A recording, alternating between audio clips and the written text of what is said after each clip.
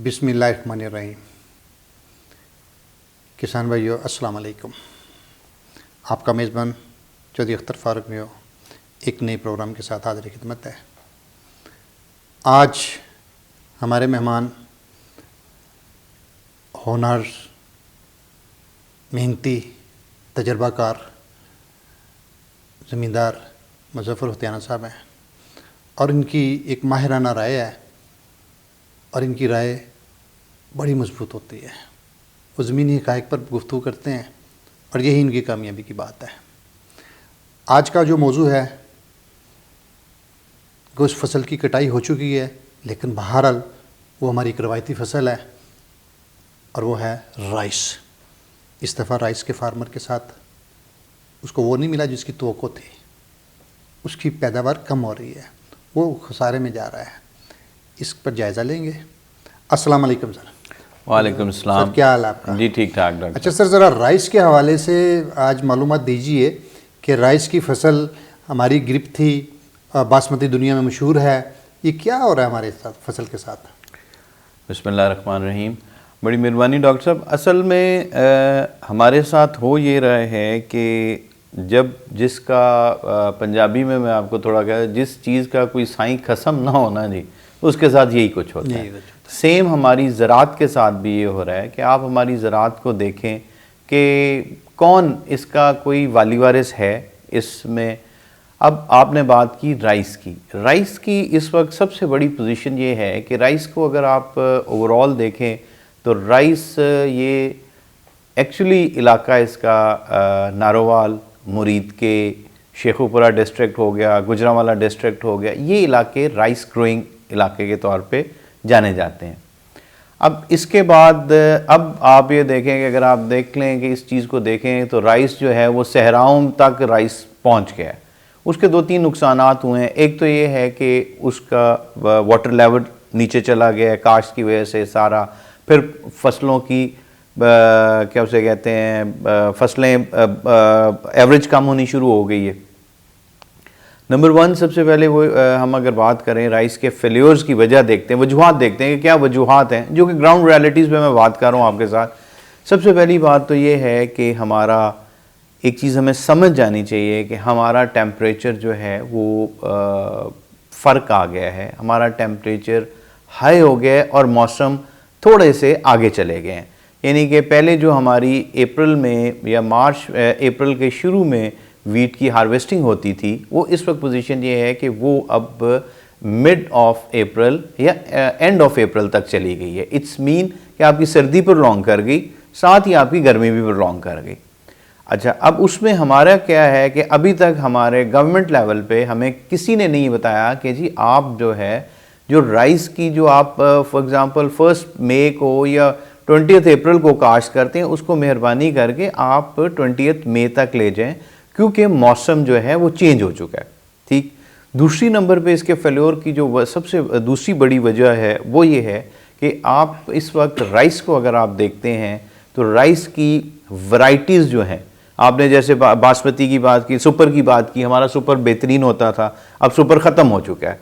इन्होंने एक 1509, फिर कायनात अब आपको पता है कि हमारी वैरायटी नहीं है। कायनात हमारी वैरायटी नहीं है, एक इंडिया से वैरायटी इन्होंने की, उसको एक नाम दे के, क्योंकि मुसीबत ये है कि हमारा रिसर्च हमारी है ही नहीं। आप कह रहे हमारी रिसर्च नहीं है। काला शाह काकू को सुना एक बहुत बड़ा नाम है, क्या काला शाह काकू ने मुझे बता दें जी पिछले कितने अरसे में कौन सा नई कोई सीड वैरायटी की है। हमारे आज भी कौन सी वैरायटीज़ हो रही है, इरिफाइन हो रही है जी, इरिनाइन हो रही है, जो कि पिछले देखिए 5-7 साल बाद, 8 साल बाद उसका पोटेंशियल वैरायटी का ख़त्म हो जाता है। आप मुझे बताएं कौन सी पिछले 10 साल में मुझे एक वैरायटी आप बता दें कि काला शाह काकू ने जो अपने फार्मर को इंट्रोड्यूस, हाँ उसमें किसने वैरायटीज़ इंट्रोड्यूस कराई हैं। उसमें मैं बरमला आपको कहता हूँ, कुछ प्राइवेट कंपनीज़ हैं, उन्होंने इस दफ़ा वैरायटीज़ अपनी जो कुछ वैरायटीज़ कराई हैं, जिनकी इस वक्त पोजीशन ये है कि इस बुरे मौसम में भी वो 110 मन तक गई है, 120 मन भी लोगों ने उसे एवरेज उठाई है। अब मसला ये है, क्या आप मेरे फार्मर को ज़रा मालूमात के लिए बता दें, कोई बात नहीं है, कि वो जो इतनी अच्छी वैरायटीज़ हैं जो प्राइवेट सेक्टर में है उनका नाम बता दें आप। जी बिल्कुल, अभी उसमें है कि LP2 गार्ड वालों ने एक अपना इंट्रोड्यूस करवाया है, लेकिन अब मैं आपको उसका फ़र्क डॉक्टर साहब बताता हूँ। उसका फ़र्क ये है कि LP2 के लिए गार्ड ने सबसे पहले चाइना के साथ अपना एक कंपनी के साथ मुआहदा करके उसके बाद उन्होंने उसको यहाँ लोकली प्रोड्यूस किया सीड, ठीक है, लोकल क्लाइमेट को देखते हुए वो सीड प्रोड्यूस किया, बनाया और वैरायटी लॉन्च कर दी, उसके एक्सीलेंट रिजल्ट आ गए, ठीक है। इसी तरह आप देखें ना, अब आप किसी मुल्क का, फिलीपीन का राइस उठा के कहें जी पाकिस्तान में कामयाब होगा, नहीं होगा। आप थाईलैंड का कह देंगे जी कामयाब होगा, नहीं होगा। मसला है कि आपको लोकल अपना, जब तक आप अपना नहीं उठाएंगे ना, लोकल अपना सीड प्रोडक्शंस नहीं शुरू करेंगे, आप कामयाबी नहीं हो सकती। उसके बाद जब आपका आ गया, ये चीज़ आ गई, इसके बाद जो उसके यही इस दफ़ा हालत रही है कि आप देखें कि आपका 1509, अच्छा अब अगर आप कोर्स इरी फाइन की एवरेज ठीक रही, इरी 9 ठीक रहा, लेकिन 1509 जो है वो लोगों ने लालच में, 2 फसलों के लालच में आए हैं, तो उसके साथ ही वो उसकी जो हमें प्रॉब्लम ये आई है कि उसकी एवरेज जो 45, 50, 60 मॉन्स आती थी वो ड्रॉप होके 10 to 15 मॉन्स पे आ गई है। अब क्या जो फार्मर की फी एकड़ पैदावार जो कम हुई है उसमें कोई बीज की वैरायटी का गलत या फार्मर की हिकमत अमली गलत थी? नहीं, उसमें बीज की वैरायटी को मैं इतना ज़्यादा नहीं देता। बेसिकली फार्मर की हिकमत अमली गलत थी और उसमें बेसिक फार्मर का कसूर नहीं है। हमारा जो है जी 70% बल्कि 80% फार्मर बेचारा जाहिल है, ठीक है, उसको नहीं पता कि वो उसको क्या करना है। ये बेसिक काम है महकमा ज़राअत का। देखें, एक वक्त था, मैंने अपने वालिद साहब से सुना है कि वो बताते हैं कि हमारे दादा का एक था कि अयूब के ज़माने में उन्होंने एक टाइम दिया हुआ था कि इस टाइम से इस टाइम अगर जो कोई फसल काश्त पहले टाइम से करता था ना, तो वो गवर्नमेंट मशीनरी आके उसको उखाड़ देती थी, ठीक है। मसला है कि जब तक आप उनको एजुकेट नहीं करेंगे, अब एक फार्मर को पता ही नहीं है कि यार मैं, यही प्रॉब्लम इस दफ़ा हुआ है टेम्परेचर हाई की वजह से। इन्होंने जो काश्त की है उसमें ये प्रॉब्लम आई है कि उसमें क्रॉसिंग नहीं हुई, ठीक है, उस वक्त वेरी हाई टेम्परेचर। दूसरा आपने एक नोट किया होगा कि हमारा जो है हबस का पीरियड इस दफ़ा लंबा गया है, ठीक है, उसकी वजह से क्रॉस पॉलिनेशन नहीं हो सकी। आपका जो चाड़ा था धान, वो चाड़ा रह गया, अंदर दाना नहीं बना, ठीक। एक तो सबसे पहले ये आपकी बात होगी। अब इसके वो आपको इम्प्रूव करनी चाहिए, आपको वो वैरायटीज़ किसान को बताना चाहिए, नहीं तो उसके ऊपर सख्ती करनी चाहिए कि जी आप ये वैरायटी इस टाइम से पहले नहीं काश्त कर सकते। ये हो गया।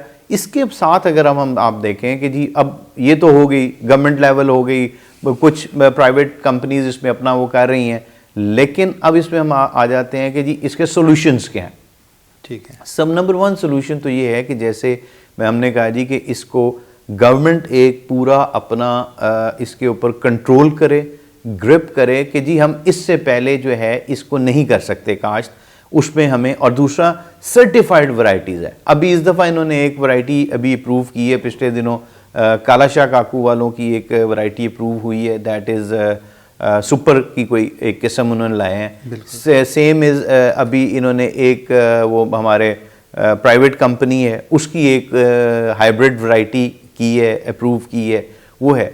खुदारा ये नई वैरायटीज़ लाएं, फिर उसके मुताबिक किसान को नॉलेज दें जो इसके सॉल्यूशंस हैं।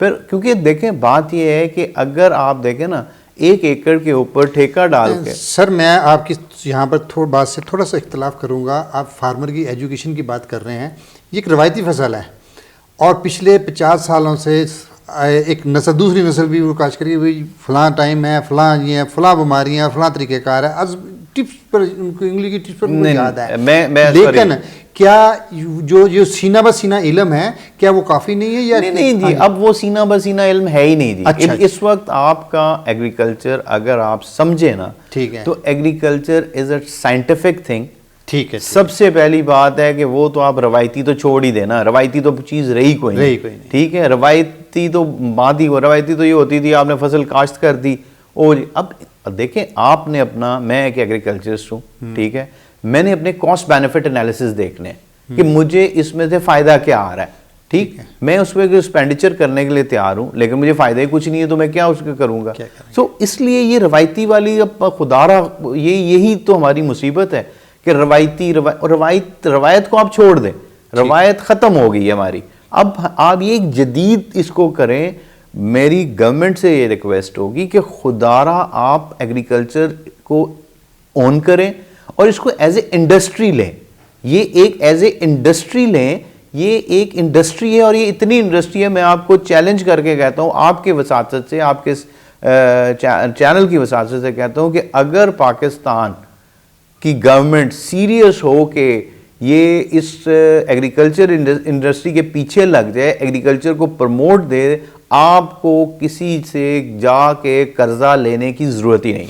आप कह रहे हैं, मैं बात से इत्तफाक करता हूँ, लेकिन मौजूदा गवर्नमेंट में जो इस वक्त वज़ीर आज़म के साथ जो मशीर हैं, जो उनके बड़े अहम पिलर्स हैं, उनमें एक नाम है, चंद एक नाम है एग्रीकल्चर के हवाले से, और जो जिद्दत पसंदी काश्तकारी के मतलब रुझानात के वो मुतय्यन किया है उन्होंने, क्या उनके होते हुए भी गवर्नमेंट जो सी है ज़राअत पर दिलचस्पी नहीं ले रही? सर देखिए, बात ये है डॉक्टर साहब कि रोना हमेशा, आपको मैं बताऊं कि रो कौन रहा है, छोटा ज़िम्मेदार रो रहा है। ठीक है। बड़े ज़िम्मेदार को कोई फ़र्क नहीं पड़ता, बड़े ज़िम्मेदार को पास्को वाले घर आके बोरियां भी दे जाते हैं। बड़े ज़िम्मेदार को एक्चुअली जो हमारा इस वक्त पिस रहा है वो छोटा काश्तकार है, 5 एकड़ 10 एकड़ का। आप मुझे बताएं कि एक बेचारा 5 एकड़ का काश्तकार है, 10 एकड़ का काश्तकार है, उसने अपनी बीवी के जेवर बेच के, चीज़ें बेच के, जानवर बेच के उसने 10 एकड़ धान लगाए हैं और इस उम्मीद से लगाए थे कि जी मेरी चलो 50 मन एवरेज आएगी, 10 में से 500 मन आएंगे, 2000 बिकेंगे, 10 लाख का मेरे बिकेगा और मैं खुशहाल हो जाऊंगा। अब वाइस वर्सा क्या हुआ कि उसकी 10 मन एवरेज आई है, 1800 पे बिके, 18,000, 1,80,000, उसके उसमें से आपके 100 मन आया है। ठीक है, 100 मन 1,80,000 का हुआ। आप मुझे बताएं 8,80,000 का डेफिसिट उसका कौन पूरा करेगा?